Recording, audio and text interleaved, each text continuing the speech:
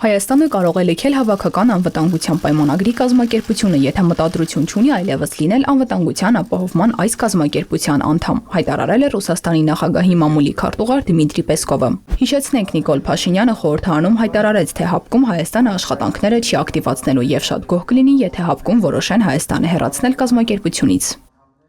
Ես դժվարանում եմ հասկանալ, թե ինչ է նշանակում գոհ կլիներ, եթե իրեն հեռացնեին։ Եթե Երևանն իր ազգային շահերից ելնելով այլևս կարիք չունի անդամակցելու տարածաշրջանային անվտանգության ապահովման այսքան կարևոր կազմակերպությանը, ապա նա ազատ է ընդունելու համապատասխան որոշում եւ լքելու այդ կազմակերպությունը։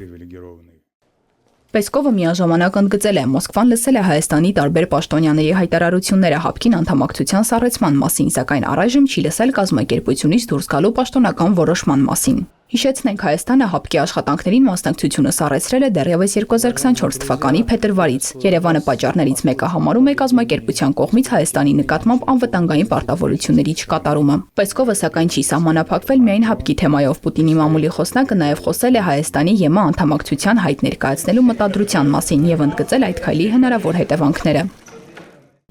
Այստեղ կա մի շատ կարևոր ասպեկտ, որի մասին մեր ներկայացուցիչները առաջին հերթին մեր պետության ղեկավարը քննարկել են։ Դիմումը ներկայացնելուց հետո Հայաստանը պետք է սկսի իր օրենսդրությունը լայն շրջանակի, առևտրի, բուսասանիտարիայի, մաքսային եւ այլնի եվրոպական չափանիշներին, Եվրամիության չափանիշներին համապատասխանեցնելու նախնական գործընթացը։ Այս չափանիշները չեն համապատասխանում մեր երկրում կամ ԵԱՏՄ-ում ընդունված չափանիշներին, եւ հենց այստեղ մենք կբախվենք խորը հակասությունների, որոնք առաջին հերթին կվնասեն հենց Հայաստանին։ Այդ պատճառով, ինչպես հիշում եք, ԵԱՏՄ վերջին գագաթնաժողովում ընդունվեց հայտարարություն, որում պետությունների ղեկավարները կոչ արեցին Հայաստանին հնարավորինս շուտ անցկացնել համապատասխան հանրաքվե։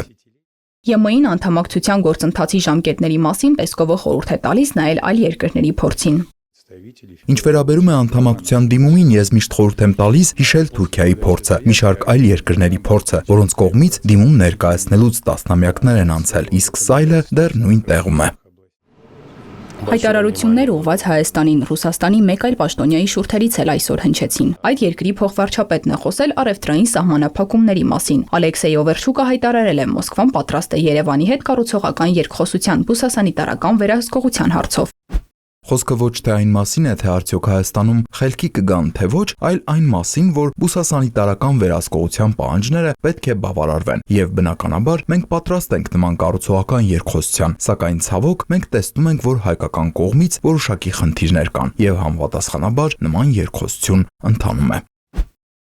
Խնդիրն այն չէ, որ հայկական ապրանքները վատ որակի են, այլ դրանցում կան վնասատուներ եւ հիվանդություններ, ասել է Ռուսաստանի փոխվարչապետը։ Էլեն Խուդան, Հորիզոն։